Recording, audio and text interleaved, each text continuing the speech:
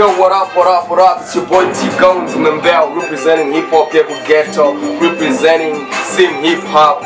Boys! Kana maisa isa hip hop baga hip hop boys my garage record kunzaka mas. Manamba esa muri kuona ga hip hop arikuwani kwa Ghetto kuno right now tipana sude mbonongedzera sude man. Slim Dogs ndonye yana kumakira boys ndo ndongedzera muna ochara. Anyway, okona chi T-Gones Membel ndo kwatenge tiri chino ma drugs, chamba, bronco, we represent the Ghetto. Listen to this, T-Gones Membel. Yeah man, makatelera, tsanda tanga terai. Matsaga ya marara, maisha yano chaira saka ndizi mucha, asindri mucha ironga kinde mudarungu bo. Mirati yazo tezera beat na rohane mishonga. Easy. Yeah. Boys, T-Gones Membel studio masude, tilipa hasha boys rangu, yeah.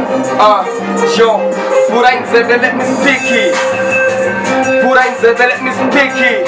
T-Gones Membel, Furainzebe let me speak it. Yeah, nakupinda boys rangu. Yo, yeah, matsaga ya marara, maisha yano chaira saka ndizi mucha, asindri mucha ironga kinde mudariro nkumashireka ngubonge madziro. Kana mchida je kupa no problem do kandra ndiro, do kuti ndipe mari kweta ndipa yambiro. Hanza kuruma nzeve nde wako wapa nepi, ineko napo ndiruma nzeve yangu kano siri baby. Nye utara niskwisa msoro koza yizi flat capi waita mshoma, natoka kubetane kwa ya kukelazi.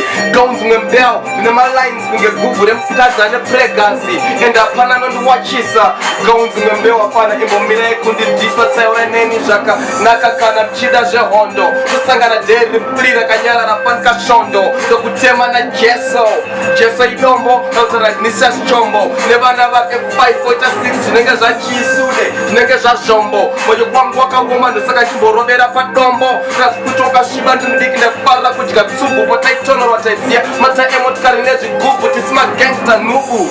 Afekas majeze basketball kanzi fubu. 05 anenyo netskana ne life mkambo.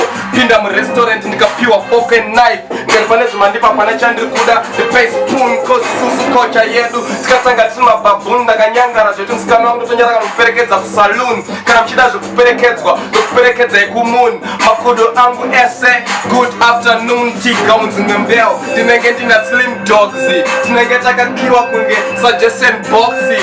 Hapana, inapana nomo ni gama kunge toxi.